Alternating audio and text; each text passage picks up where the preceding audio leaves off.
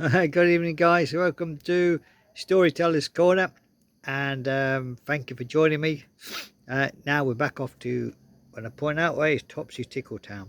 When I point out way it's young Davy Toff, but it's this way to Topsy Tickle Town. So this is chapter 41 when Home knocks back. Back in Topsy Tickle Town, something felt wrong. Not loud wrong, not dramatic wrong, just one chair too many at the tea table. Nanny Noodlewig's teacup rattled. Captain Wobbleboot's boots leaned against the wall by themselves, and in the town square the old clock chimed 13, a number it had promised never to use again. Mayor Pennywig stopped mid-sentence. "We're missing someone," she said. Mayor Jigglywig nodded slowly. Slow motion, I think it was a slow motion nod. Yes, I don't know who, but I feel like I owe them an apology.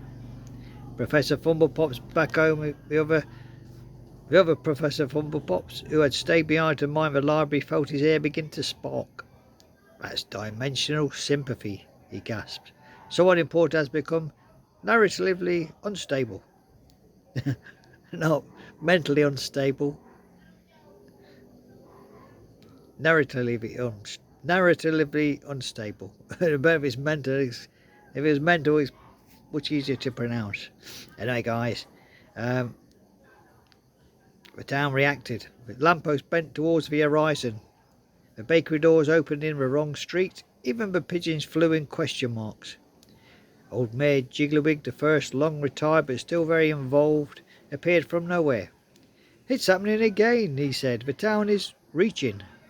In the centre of the square, the fountain began to glow, not with light, with memory. Faces appeared in the water, Captain Wobbleboots saluting, Nanny Noodlewig's knitting, and Professor Fumblepops adjusting his goggles. And finally, Sir Stumblepants, only he was fading. "Right," said Mayor Pennywig, "we're sending help." "But how?" asked Jigglywig. The town answered first. The buildings leaned inwards, the streets rearranged into a spiral, the clock turned backwards politely. Professor Fumblepops slammed a lever labelled "Emergency Plot Device. Do not use unless absolutely necessary." A door appeared in mid-air.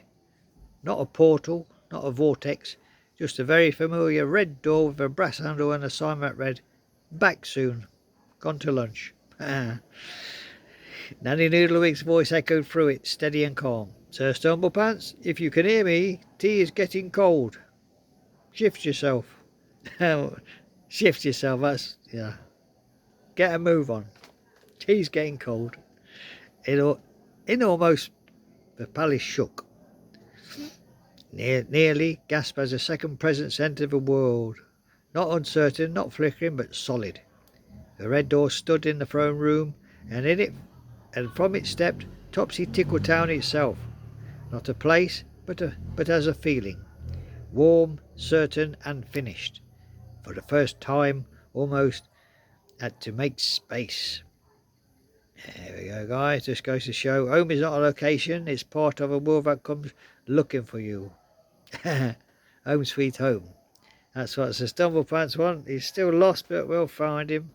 So join me Wednesday evening for chapter 42, Finding the Man Who Was Always There.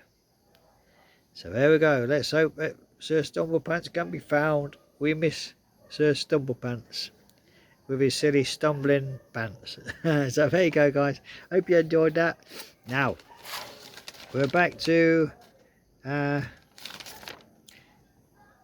young Davy Toff and Eliza. The Adventures of Young Davy Toff. What chapter is it? 13, isn't it? Yeah, here we go. Chapter 14, The Adventure of Young Davy Toff, The Offer of the Watchers. Do you remember them guys, those in the green and ash? The little tribe in the woods? They're going to offer him a deal, I think. So let's see if he can take the deal and get back to his normal rosy little red-faced Davy Toff. Eliza is very concerned about him because I think she's got a soft spot for him. I think she likes him. But there you go. Find out more tomorrow morning. The Adventures of Young Davy Toff, Chapter 14, The Offer of the Watchers. Remember the Watchers, the tribe with the green skin? Hey, let's see what happens, guys. Until then, thank you very much for joining me in Storyteller's Corner. And thank you for visiting Topsy Tickle Town. There you go, guys. Have a great evening, guys, or a good morning if you're on the other side of the pond. And I hope you enjoyed this story. Bye-bye now. God bless us all.